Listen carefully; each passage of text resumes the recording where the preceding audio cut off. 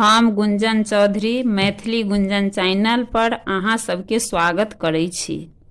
आजुक वीडियो में हम बरसाइत पाबनि 2023 में कहिया छै से बताएब। बरसाइत पाबनि के पूजा के विधि विधान, पूजा के सामग्री सहित सबटा जानकारी देब। मिथिला में सब गाम में पूजा के विधि कनी कनी अलग भ जाइ छै। हम तऽ पहिल बरसाइत जेना 5टा बरसाइत पूजने छी। अहाँ सँ आग्रह जे वीडियो के अंत तक जरूर सुनब। वीडियो केहन लागत से कमेंट क क बताएब। वीडियो नीक लागत त लाइक करब, चैनल पर नया छी त चैनल के सब्सक्राइब करब ताकि सब वीडियो के नोटिफिकेशन सबसे पहिने अहाँ के पहुँचत।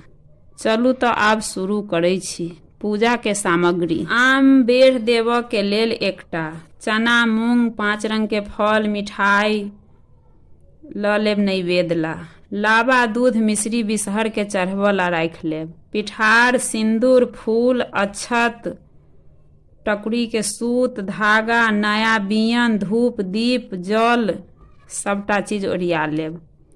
पूजा से एक दिन पहिने नहा क अरबे अरबाइन खाएब। पूजा के दिन भोर में नहा क नव साड़ी नव लहठी पहिर लेब। सब श्रृंगार क क तैयार भ जाएब। साड़ी के आंचर में खोइछा बांध लेब। घर में भगवान के पूजा क लेब। बड़ के गाछ लग जा सकै छी त चलि जाएब।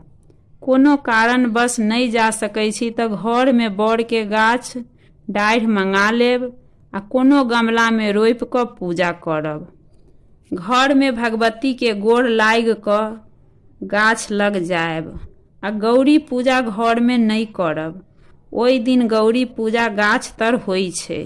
गाछ पर पहिने पिठार के थप्पा लगा देब, तई पर सिंदूर के ठोप क देब। बियन पर आम पर पिठार और सिंदूर लगा देब।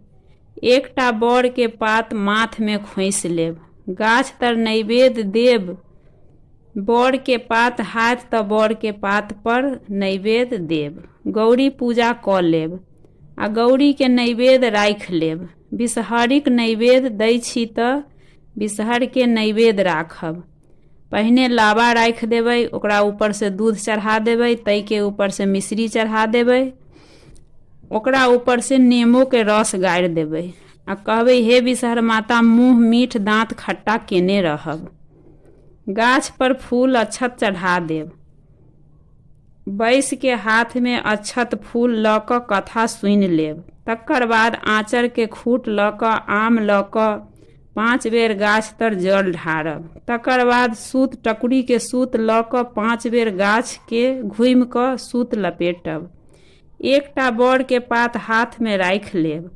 अनामिका आ अंगुष्ठा अंगुली से पात के खोटब आ पहिने पीछे फेंकब आ कहब बर लिय, फेर आगू फेंकब आ कहब मर दिय। एना 3 बेर कहब। तई के बाद बियन सँ 3 बेर गाछ के हौंकब आ 3 बेर गाछ के गला मिलब। फेर प्रसाद के उसरैग लेब। प्रसाद उठा लेब। गोड़ लागि क घर आबि जाएब। घर में अपना से नमहर के गोड़ लागि लेब। पावन दिन पबनैतिन के दिन में खेबा के चाही, रात में नहीं खाए के चाही। 2023 में 19 मई के बरसाइत पाबन मनाओल जायत। आशा करै छी जे अहाँ सबके जानकारी पसंद आयत। धन्यवाद। जय मिथिला जय मैथिली।